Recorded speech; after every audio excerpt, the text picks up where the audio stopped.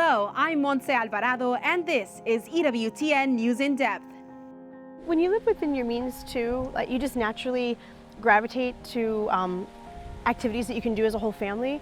Financial planning from a religious perspective, helpful guidelines and strategies Catholics can use when planning their investments.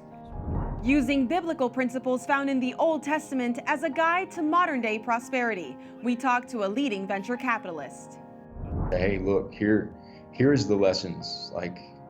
This is true belief. This is how to treat others. An Army hero is brought home with full honors decades after his death. The impact of an Army chaplain, a Medal of Honor recipient who is on the path to sainthood. And a walk with these little angels and knights as they honor St. Michael the Archangel, our protector against evil. EWTN News In Depth is next.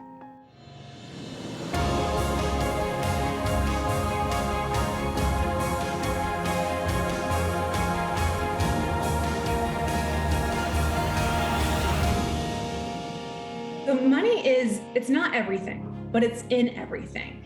And when you really dissect every decision we make, there's always a financial element to it.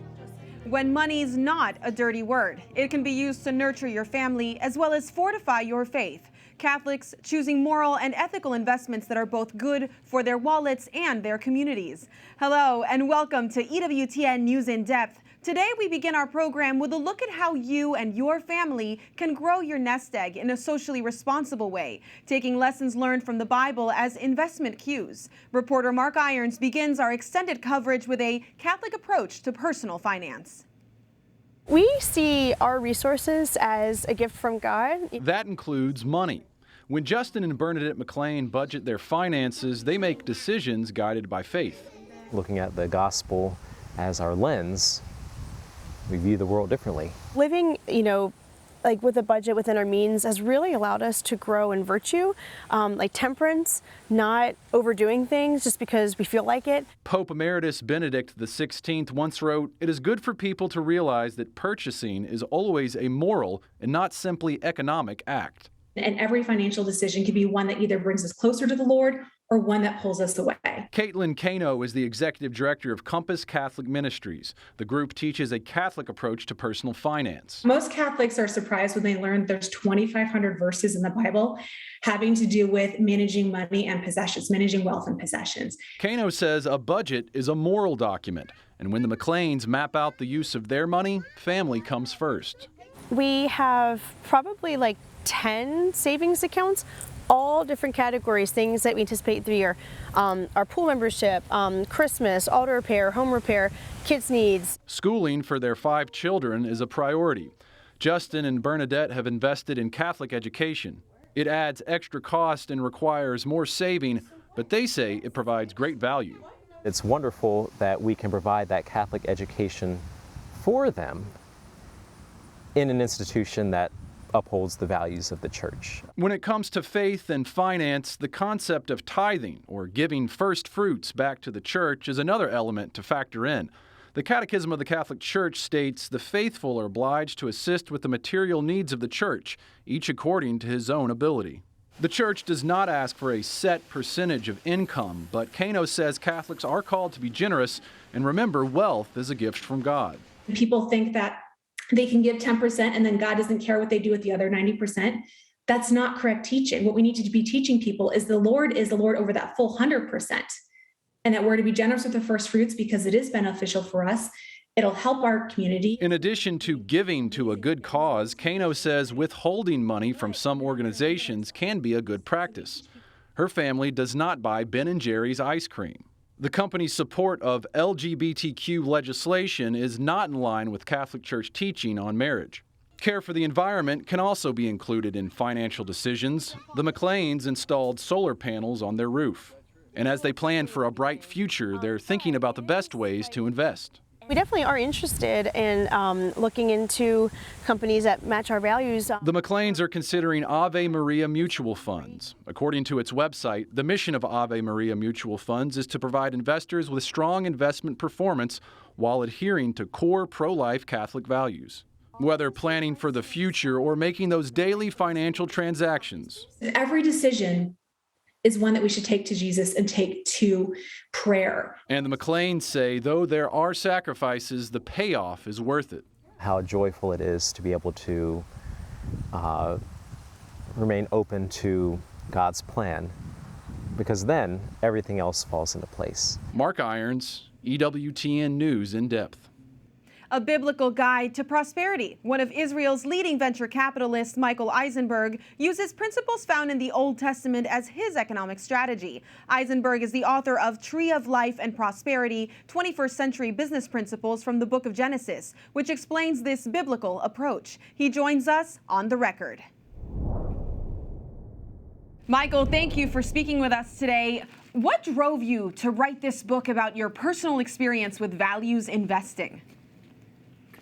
Well, it actually started out not as a book, but as table conversations with my children around the Sabbath table on Friday night, where we talk about the weekly biblical or Torah portion, as we call it in Hebrew, and try to apply it to modern day life and what we were doing.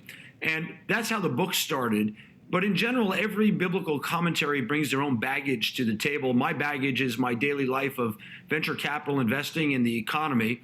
And so I look at the texts through that lens. And this notion of investing based on values, I think, has become super important today, because we have a lot of both, let's just say, companies and countries that have run amok in their use of money or technology without undergirding them with timeless values. And values themselves have become a little bit relativist in the modern era, and we need to take them back to things that have been anchored in thousands of years of history. Absolutely, and that's what your book is based on, these reflections on passages from the Torah, the Law of Moses, and for us Catholics, the first 5 books of the Old Testament. Why did you call it a living text? That's really a great question. You know, a lot of people look around at the world today and we look at Google and Facebook and say, well, those are the biggest media properties of all time. They have the most unique users of all time. But in truth, it's the Bible, the Old Testament, and the New Testament, by the way, but particularly the Old Testament, that has the most unique users in the history of humanity, and even today. And there's a return to these texts as well.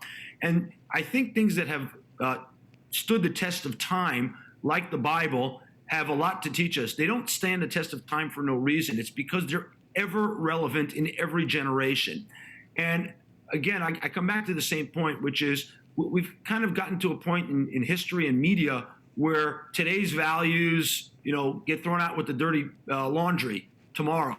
And we need to get back to stuff that's really rooted and anchored. And I think the Old Testament, the Bible, is critical for that. And we just need to teach people and tell them that it's as applicable today as it was 5,000, 3,000, 4,000, and 1,000 years ago. That's right, as many say, ever ancient, ever new. And so you bring these stories of Abraham and Adam and Eve and use them to explain basic principles about the economy and the dignity of work. Tell us about that.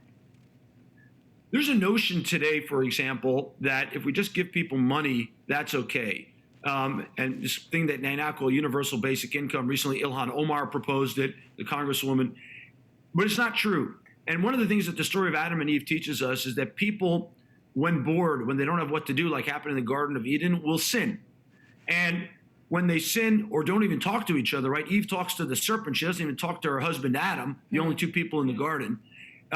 It goes sideways. And human beings created in the image of God need to be creative. That's part of what we do. It's what creates dignity. It's what creates respect, and what moves the world forward. And then I would say, moreover, the highest form of creation, obviously, is to have children. I'm sure you've paid attention to this, and your viewers have as well, but there are no children in the Garden of Eden because people were not creative and have to work to contend with the thorns and thistles when they make bread or harvest the crops. They don't have children. So productivity and creativity is what makes us ultimately creative and makes society better and causes us to have the most important thing, which is children. And I don't need to tell you, but children cause us to be more loving and tolerant of other people because all of our kids are different. And that's, I think, the story of Adam and Eve in a nutshell. And another timeless principle, I think, is we can see with Abraham. So Abraham, he leaves his ancestral home and he takes his nephew with him. The only thing we know about his nephew is he's an orphan. Mm-hmm. And Abraham is a wealthy man. And what he does is he invests his wealth, so to speak, in making his orphan nephew more successful. And I think that's an important lesson for society today. We have people gaining untold wealth. They need to invest it in growing the pie and helping other people improve their lots economically and earn a living. And I could go on with the other characters, but I might bore your listeners. No, not at all. It's very interesting. But let's talk about that, building your network, that idea of community and helping others as a more valuable, you say that it's more valuable to build your personal network than to invest in your personal knowledge when you're building your career. Why do you believe that? So there's a couple of points to that. One is having a personal network, like having a family, supports you when you're down and when you're up. And everyone goes through cycles in their career and their life. And we need community to support us in those times of both trouble and prosperity. And that's one important thing. The second thing is that I can only have X number of connections. But if I have a community, a trusted community of people, then we can have a multiple of X number of connections. I mentioned to you before coming on air, I have a friend named Artie Minson. And one of the things he said to me, he says, I'm only doing investments in people I trust, but I have this network developed over 25 years now. That's a lot of people I can trust. Yes. And I think it's multiplicative in how you bring good people to the table. That's the first thing. The second thing is markets go up, markets go down, but people of values persist through them. And I think that community, which has shared values, values based on text, values based on tradition, values based on shared beliefs, enables us to count on people during good times and bad times, and that they'll be true to those principles throughout that time. And I think that's critically important. And obviously, who you know is more important than what you know. I always say about myself that my gift in life is I know who to ask, not necessarily the answer to the question. It's a brilliant way to live. You are a father of 8, going back to that idea of family. There are many couples out there that feel like they can't have children because they're not financially prepared. They can't afford them. What do you tell them? I think this is a complicated topic, first of all. But I think part of having children, and we've been blessed with children and financially as well, but we had the kids before we were blessed.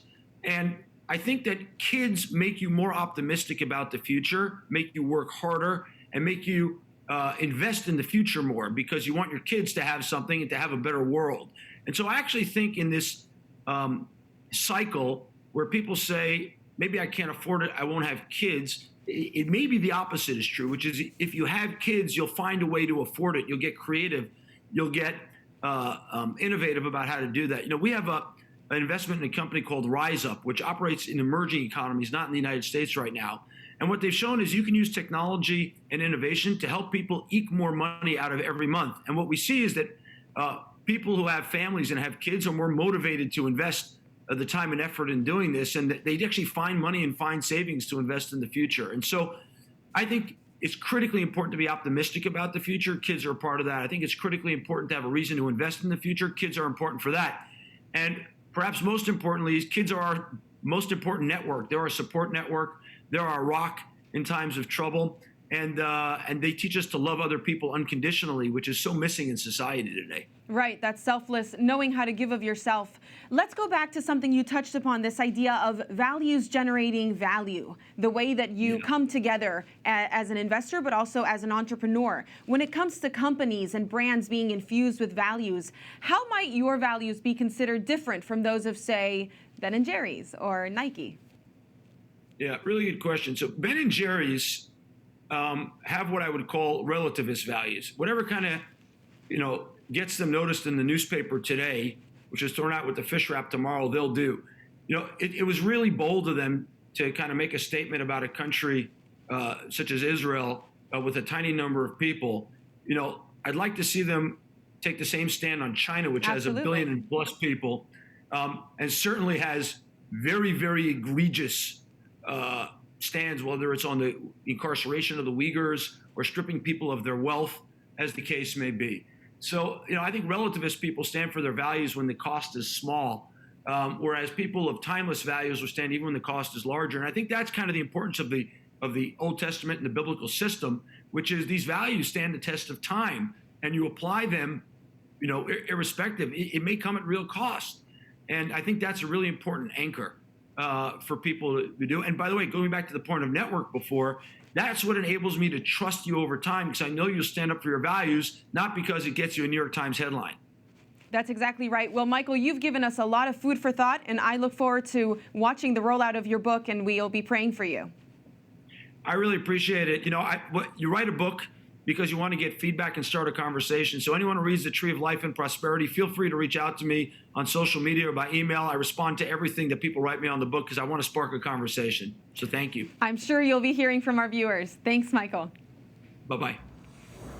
We continue our look at money matters from a Catholic perspective. When EWTN News In Depth returns, more on personal finance from a leading Catholic investment advisor and how Catholic social teaching can guide parishes, religious orders, and Catholic schools as they make institutional investment decisions. And later, the fall Supreme Court term has begun. A breakdown on the big cases of interest for the Catholic community with a leading court scholar. And where there's fire, there's faith in one Polish community. The Friars Fire Brigade, a one-of-a-kind story you'll see only on EWTN News In Depth.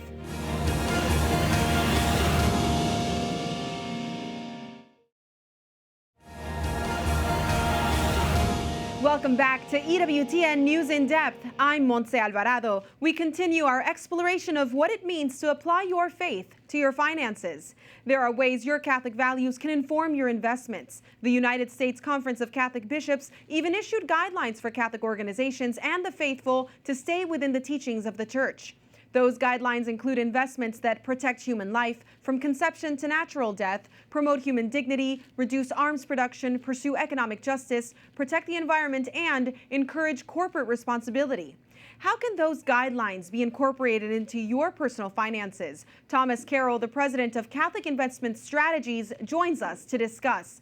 Tom, it's great to have you. The basic premise of the USCCB guidelines is to avoid evil and do good. Can you tell me the activities of some companies that would label them as sin stocks? Oh my, there's a fairly long list. We'll just touch perhaps some of the more obvious. Companies that are involved in abortion, for instance, or the manufacture of contraceptives, pornography, discrimination based on a number of factors. The primary two would be race or gender. And then the other one where a lot of companies go off the rails is producing weapons of mass destruction. Goodness. Your organization actually has a campaign to defund corporate donations to Planned Parenthood, one of the first issues you mentioned. How did you come up with a convincing argument to get major companies to invest in other causes? Well, interestingly enough, we aren't really getting them to invest in other causes. What we've been successful in doing is getting them to pledge not to contribute to Planned Parenthood. And the way that occurs is by convincing them that it's really in their economic interest to make that change. That's interesting, the economic interest of a company. Let's talk about economic interests of an individual. There may be some viewers out there saying, well, if I invest like this, will I even make a profit? What do you tell them? Well, I tell them two things. The first is that when the bishops came up with their socially responsible investment guidelines, they got opinions from two major Wall Street brokerage houses that, based on their research, there was no negative impact from putting on a moral filter on your investments. And then the second aspect is just our own experience. We've been doing this now since the beginning of 2003. And what we've seen is that there's really no impact that we can discern. And in fact, sometimes it seems, and I can't prove this, but sometimes it seems as though we're actually being aided by doing the right thing. Absolutely. So over 20 years of a track record where you're starting to see that really good trend. There are more than 1 billion Catholics in the world. I know you know that, Tom. What do you think would happen if we all started investing in a socially responsible manner, keeping Catholic social teaching in mind? Well, I think we'd build a better culture. That's really the ultimate goal of what we're trying to do. We're trying to help people by letting them invest without having to worry about the moral ramifications. And we're trying to help people as well by giving them good, solid investment options. But then the other part of it is that we're really trying to change the culture by changing the corporations that, as you know, control so much of what goes on in the world today. We had a great conversation with Michael Eisenberg about that. Thank you so much, Tom. Oh, my pleasure. Thank you.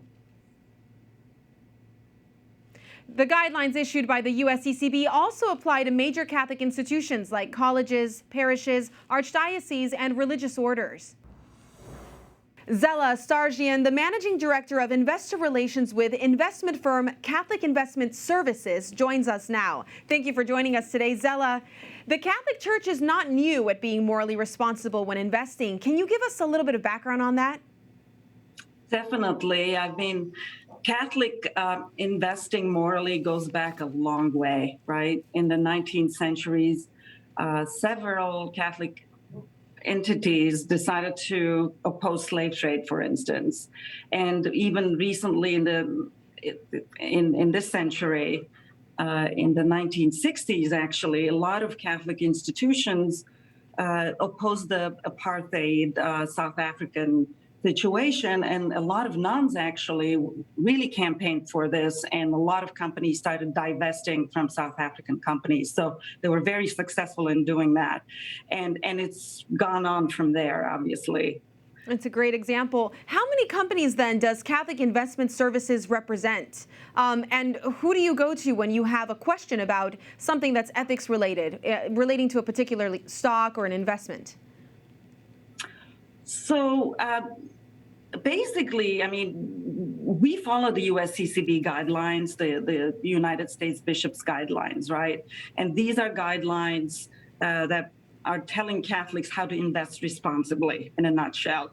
And so based on that, we've come up with a list of companies that we stay away from because they do not invest with Catholic social teaching guidelines, right? Mm-hmm. And that's sort of our secret sauce. Now, we were started by the University of Notre Dame.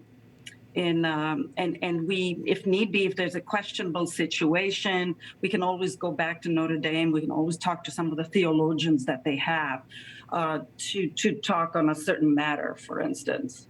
And you can't give us details about those, the secret sauce, right, that secret list, but can you give us an example of a situation where you'd have to go and speak to a theologian? Definitely, but for instance, like some of the companies that we avoid mainly have to do with abortions and abortifacients, let's say the life issues, mm-hmm. shall we say. And for instance, one of the companies that's on our list that I can talk about is GE. Why? Okay. Because a small portion of their company does stem cell research. And so that's a name that's a name that's on our list. But in addition to that, there are several other healthcare-related names because abortions, abortifacients, these are the main issues, life issues, basically, that we're trying to stay away from because they do not abide by Catholic social teaching guidelines. That's good to hear. There are many large and small Catholic organizations in the U.S. Why is it so important for Catholic organizations to invest according to Catholic social teaching? It's because, if you're a Catholic, you want to invest responsibly. And this goes back a long way, right? Catholics have always wanted to invest responsibly, be good stewards, invest responsibly. I mean, that's what we keep hearing.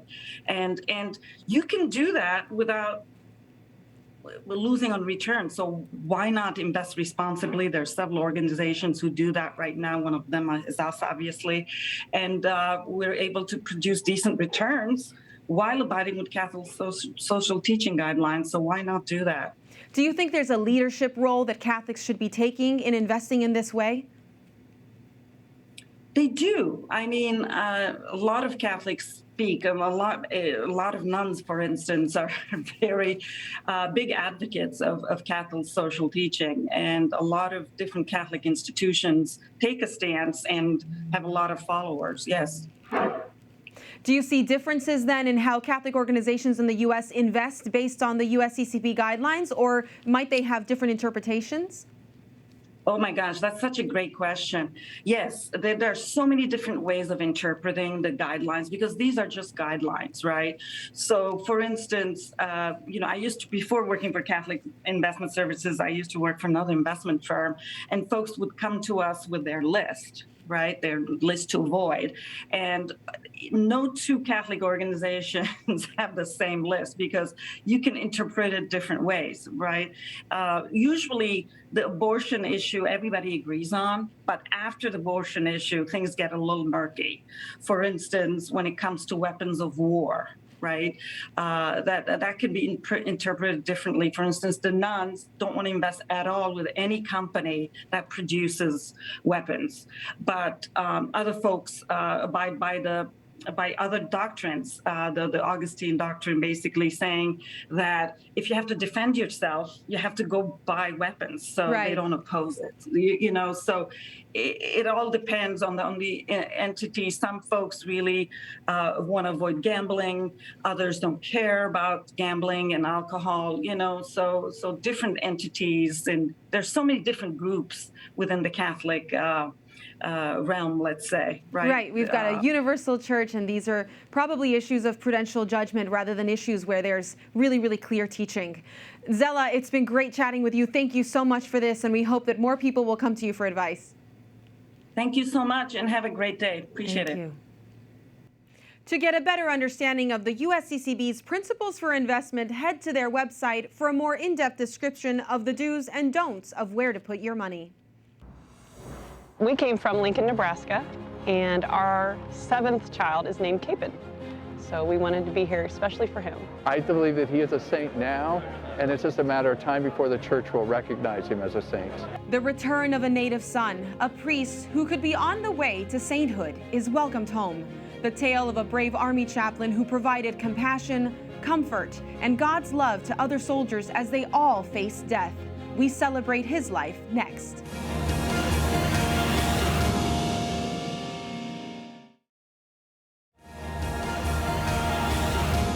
Medal of Honor recipient and Army chaplain Father Emil Capon was finally being laid to rest in his native state of Kansas, 70 years after his death during the Korean War. His selfless service to his fellow soldiers has made him a candidate for sainthood. In this Catholic Life report, Alan Holdren brings us the story of Father Capon's burial at long last in Wichita, Kansas. Father Emil Capon, Army chaplain and fallen war hero, was buried Wednesday with full military honors. More than 5,000 people turned out at Wichita's Hartman Arena for the September the 29th Mass and rite of Christian burial, a touching and long overdue ceremony for a man whose remains went unidentified for 7 decades. Uncle Emil, welcome home. Home at last. A priest of the Diocese of Wichita, Capon was a chaplain during 2 wars. First, World War II in Burma, and then the Korean War, risking his own life to save those of his fellow soldiers, accompanying many in their final moments, lifting the spirits of Army men in the prisoner of war camp in North Korea, where he spent his last 7 months. He's remembered by those who served with him as a man who gave his life fully for those around him, until dying in the camp in 1951, and he's still affecting lives today. Just to think about the access to the grace of the sacraments that Father Capon was able to give until his death. Many times in my life I've been without. Father Capon's all-out dedication is why he was posthumously awarded the Legion of Merit, and in 2013, the Medal of Honor. He stayed true to his beliefs. He never faltered. Even when he was tortured, he stayed true, and it bolstered everybody's morale. In 1954, his unidentified remains and those of 1,868 other fallen U.S. soldiers were handed over to American forces by North Korea. He was among 848 unknown soldiers interred in the National Memorial Cemetery of the Pacific in Honolulu, Hawaii, until last spring, when everything changed. The Defense POW MIA Accounting Agency identified Father Capon's remains. Then they had to verify and double verify, and then we found out March 2nd that his remains were of Father Capon. So since then we've had a lot of planning, a a lot of preparation for just knowing that we wanted to give and provide him a hero's welcome. It's something we never thought we'd see. Father Capon's body was flown from Honolulu on September the 24th, arriving in Wichita, Kansas on the 25th. It was taken directly to his hometown of Pilsen, to his home parish of St. John Nepomucene. From there, it was back to Wichita for final liturgies, culminating in this September the 29th Mass of Christian Burial at Hartman Arena. The diocese hopes his return to the U.S. will help people discover Father Capon's example of heroic virtue, the same fame of sanctity that led the diocese to open his canonization cause in the 1990s. Part of any cause for sainthood is that you're remembered by the faithful. There doesn't seem to be any lack of that in the Midwest. I kind of grew up learning about him, and so it's just really cool to actually come here and be a part of this. Just feel very honored to be able to come here and pay respects. When I had the opportunity to be next to his remains, I could assure you it was like seeing an intimate friend again. There's no doubt in our mind that he should be a saint. And to us, he already is. Just after Mass, Father Capon was entombed under an altar in Wichita's Immaculate Conception Cathedral, a fitting tribute to a hero of foreign wars. In Wichita, Kansas, Alan Holdren for EWTN News In Depth. We are grateful to Alan for covering the Father Capon story for EWTN News In Depth. EWTN's longtime Vatican bureau chief is now living in Kansas. Our thanks to him and the students in his media class at St. John's Catholic School in Beloit, Kansas, for producing that report. Next on EWTN News In Depth, news of a potential presidential meeting with the Pope and a deep dive into big cases of special interest to Catholics as the Supreme Court term begins. Those reports and more coming up in our Week in Review.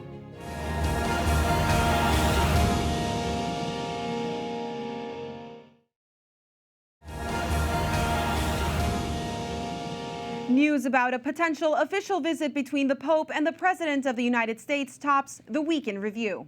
According to sources at the Apostolic Palace, President Joe Biden will meet Pope Francis at the end of the month. EWTN's Catholic News Agency has learned preparations are underway at the U.S. Embassy to the Holy See. There's been no confirmation from either the Vatican or the White House. If the meeting does happen, it will be President Biden's first official visit to the Vatican since his inauguration. These images show then Vice President Biden meeting with Pope Francis at the Vatican in April 2016 when he traveled to Rome to participate in a regenerative medicine summit. The Vatican does not usually give advance notice when heads of state visit, normally waiting for the leader to first make the official announcement.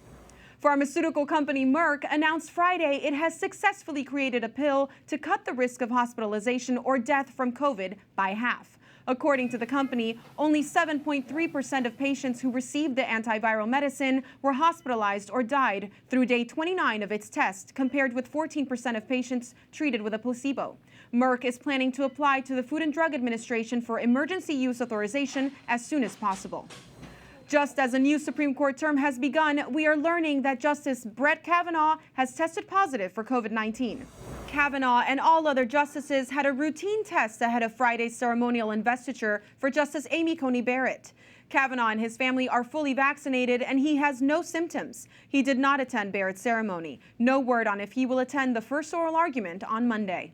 The justices will take their seats as public confidence in the High Court is apparently eroding. The latest Gallup poll indicates just 40% of Americans approve of the court, down from 49% in July. This follows recent public appearances by Justice Clarence Thomas, Amy Coney Barrett, and Stephen Breyer, in which they have each claimed the court is not an extension of partisan politics. The first cases justices will hear this Monday are Wooden v. the United States that looks at if a warrantless search of a petitioner's home violated the Fourth Amendment and how previous offenses are classified under the Armed Career Criminal Act, and Mississippi versus Tennessee, which looks at the rights over groundwater. We will hear argument this morning in case 20-5904, Terry versus United States. And in a first, the court has announced it will live stream audio for in-person oral arguments. That follows what you just heard, another first in court history from last May when, because of the pandemic, arguments were heard remotely and available via live stream to the public. There are many cases of interest to the Catholic community, including blockbuster cases on abortion and the rights of religious schools. To provide insight into the cases to watch in the upcoming Supreme Court term, we're joined by Adam White, Senior Fellow at the American Enterprise Institute and Co-Director of George Mason University's C. Boyden Gray Center for the Study of the Administrative State. Adam, it's great that you could join us today. We've got some big-ticket items before the court this term, which we'll start hearing arguments next week. But before we dive into the cases, what will court procedure look like this term? Well, as many of your viewers may know, the Supreme Court during COVID had to radically change its procedures in order to hear cases in a time when people couldn't be gathered in person. So instead of having oral arguments in person, the advocates would argue their cases remotely. There were no audience, of course, in person, but there was a broader audience outside the courthouse through electronic means. And finally, the justices themselves, instead of their traditional process of just piling questions on top of the advocates in kind of an ad hoc way, they would take turns, of all things. They took turns in order of seniority, asking questions and then moving on to the next justice. Now, as we're moving out of the socially distanced era and the court is returning to something closer to normal business, they will have at least some of the advocates in person, so long as they pass a COVID test and so on. There won't be an in-person audience, but the audience will still be able to hear audio of the arguments live, which was a change from earlier years. And finally, with respect to the justices themselves, they're taking a bit of a hybrid approach. There will be the old free-for-all of questions, one justice oftentimes interrupting another to ask questions. But they will have at the end of each round of argument a more orderly close where each justice will get the chance to take turns asking questions. I think that's a good thing. I think it in many ways is the best of both worlds. And I'm very happy because the more orderly process created space for Justice Thomas, who was always a bit hesitant to jump into the fray, for him to ask questions. His questions have been great so far, and I'm glad that the court is trying to strike a balance between the old way and the new way. Yeah, that sounds great, and it's exciting that America still gets to listen in to argument, which is something that I know a lot of people were very excited about. Let's discuss the November sitting. Right at the top is a new case recently added that we discussed on this show last week, prayer in the death chamber. Why is this round of prayer before an execution different in terms of the procedural nature of the case? Well, the case is called Ramirez versus Collier, and the question is whether a death row inmate is allowed to have a spiritual advisor, a preacher or minister of some kind, to accompany him into the death chamber and perhaps even place hands upon the inmate during the execution process. This is an issue that's come to the Supreme Court a couple of times recently in procedural cases where inmates have tried to stop their execution because the state of Alabama or the state of Texas wouldn't allow the person's own spiritual advisor into the chamber. In an earlier case called Murphy, the Supreme Court ordered that the spiritual advisor be allowed into the death chamber.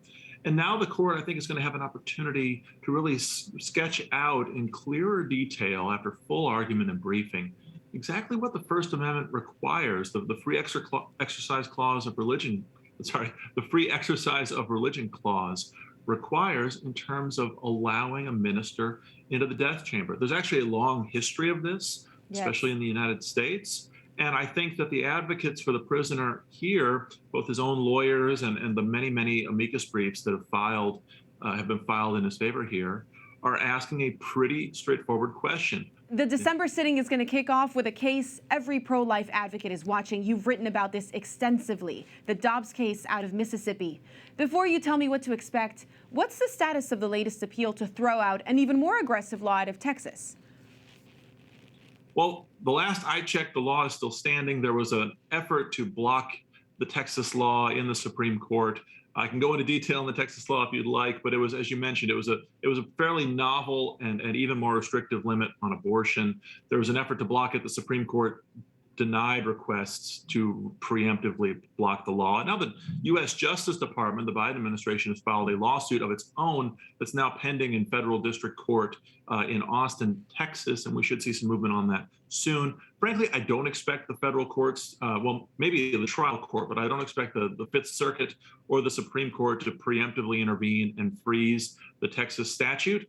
I think it will remain in effect, limited as it is in its practical effect, given its enforcement mechanisms.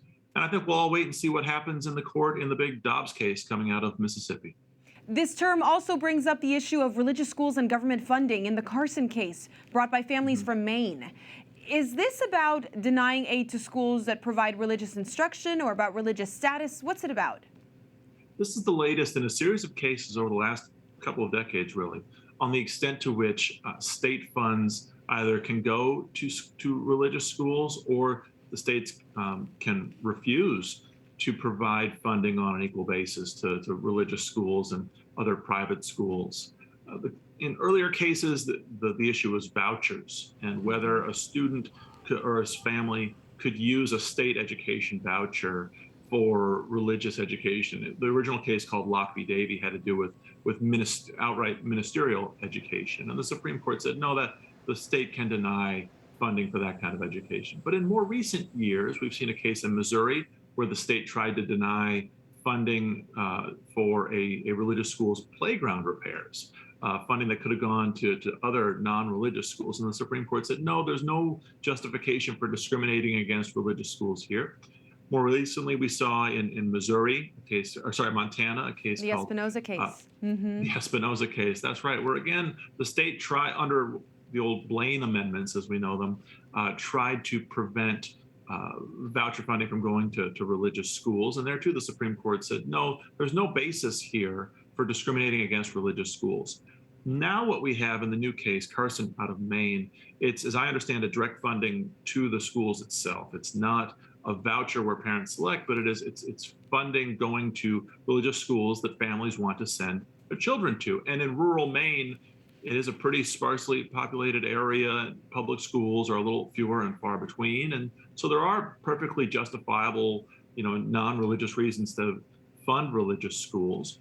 The state wants to deny funding to these schools because they're religious or because they can't meet the state standard as the state sees it for minimizing religious education. The schools argue that they're providing a perfectly straightforward non-religious education. And giving kids access to education they wouldn't otherwise have. That's exactly right. And yes, it's education that is accompanied with the basic foundation of religious formation. But that's not detracting from the non-religious education that they're receiving. Frankly, I'm skeptical that the Maine law is going to overcome, is going to survive this lawsuit. I think the trajectory of cases over the last 2 decades shows that the court is increasingly putting the burden on state governments to justify very clearly and precisely why they can discriminate against religion or why their discrimination is justified. And I think the court is growing more skeptical of state efforts to just draw broad lines and leave the burden on the institutions or the parents to justify their need for the state funds. Well, we'll be looking out for that. We hope the Supreme Court will throw out anti-religious discrimination this term. Thank you so much, Adam. Thank you. After a unanimous Supreme Court decision in their favor this past summer, Catholic Social Services in Philadelphia went back into the foster care business this week. Following a 3-year court battle, the High Court ruled 9-0 in the Fulton versus City of Philadelphia case after 2 foster mothers and the agency alleged the city violated their religious freedom when it stopped contracting with Catholic Social Services because of the agency's belief in traditional marriage. The agency has now reached a settlement with the city and once again may make placements with foster parents in accordance with Catholic Church teaching. When you're looking at Catholic Social Services, you're talking about over 100 and some plus years of services to children, and a commitment to that, and knowledge base. And that when you lose that, you really lose a key part of the infrastructure that's been part of our city, part of the archdiocese. And I think at the end of the day, when these things are subtracted, I think it's the children that feel the hurt.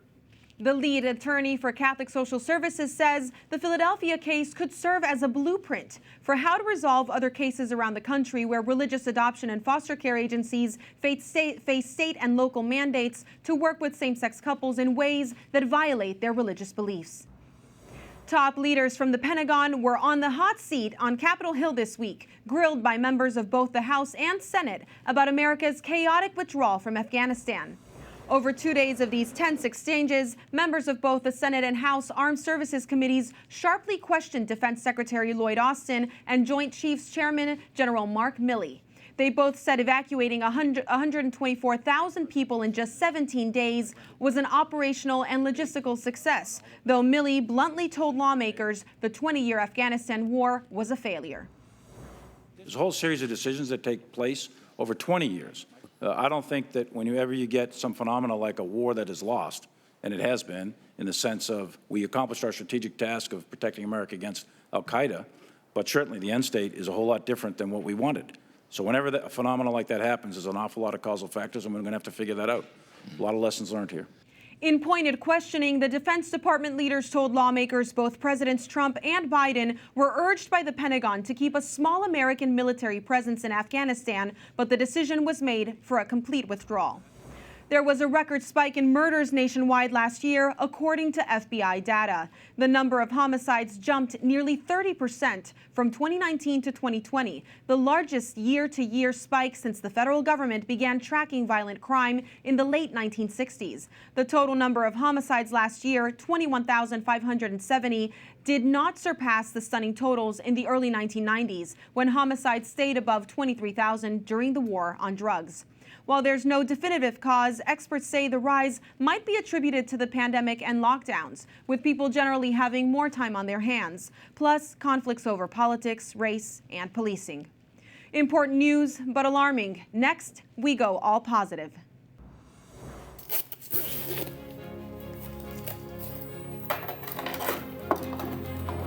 Flames through the roof, flooded basements, a cat in a tree. It's all part of a routine day as these firefighters come to the rescue.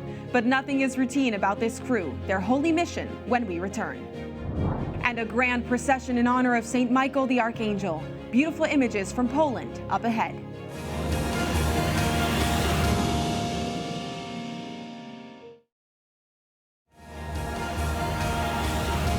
The community of the Franciscan Friars of the Immaculate in Niepokalanów, Poland are special friars because these friars are called not only to light the flames of faith in the hearts of people, but also to extinguish the physical fires in the world around them. EWTN's Alexei Gotowski follows Father Jacek on his first day on duty as a friar firefighter.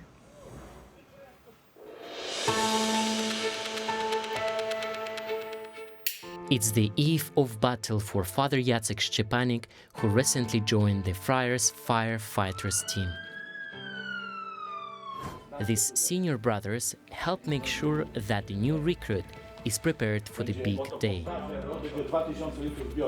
After a training session, the firefighters return to fulfill their main vocation.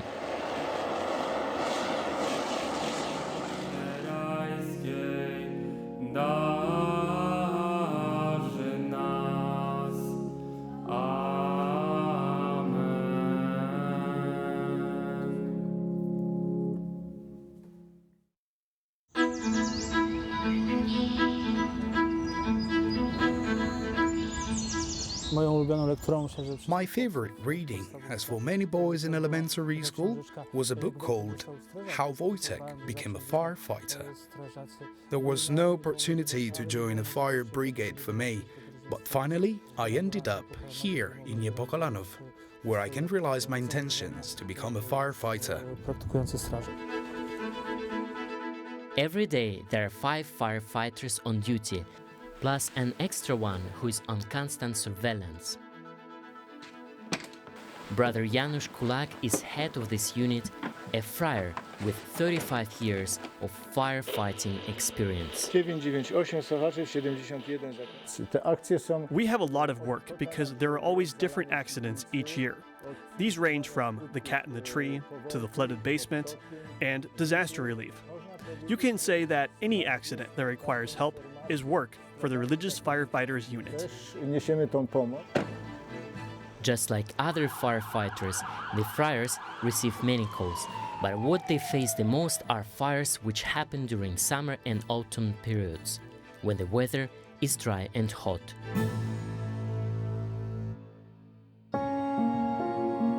The unit was founded by St. Maximilian Maria Kolbe in 1931, answering the need to protect wooden constructions and houses in the community and surrounding area that were prone to catching fire. Father Jacek brings us to the museum and shows us the modest but heroic beginnings of the unit. There was an incident where Brother Cherubim was extinguishing a fire in the stable. At one point, hot tar fell on him, both on his helmet and habit. Theoretically, he should have been dead, but it turned out that he was just a little injured, where he had no clothes or habit. And here you can see him smiling with a tar flowing on him. Today, even though they are volunteers, they still have most of the functions of the state's fire department and cover a wide region. The firefighters are on call day and night, and once they receive an alert, they have just minutes to change into their uniforms and rush to the scene. When every second counts, time is precious, as a few minutes could be the difference between life and death.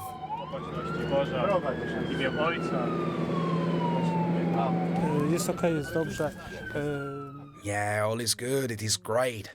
Of course, it is a start. There's so much that waits for me in the future.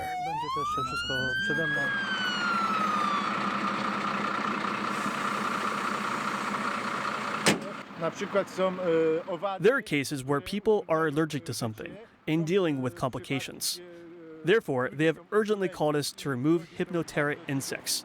The nest was very small, and so it was quickly removed.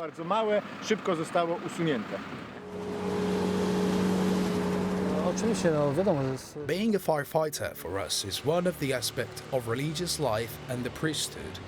Each of us performs many other services. Each of us is fully prepared to embrace various professions, and the firefighter is one of the ways, a very spectacular way, because it's the only one in the world that allows me to be a monk, priest, and brother at the same time.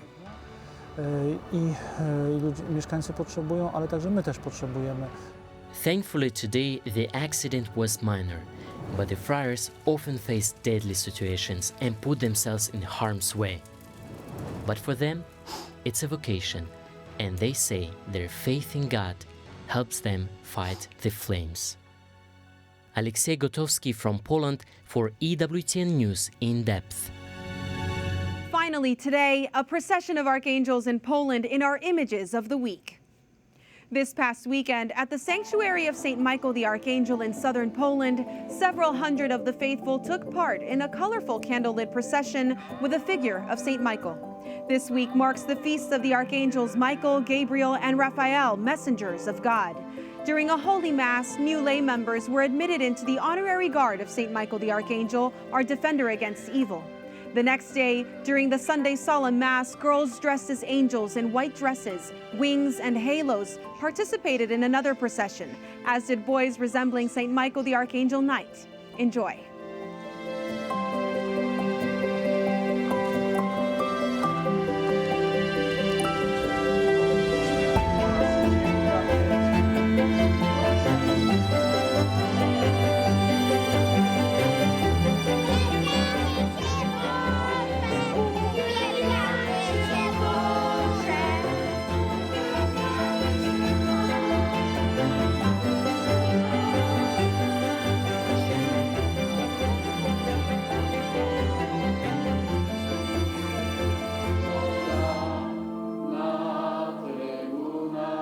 Our thanks to our partners at EWTN Poland for sharing our closing stories this week.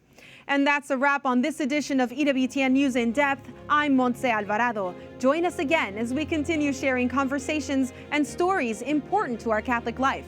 We'll see you again, same time next week.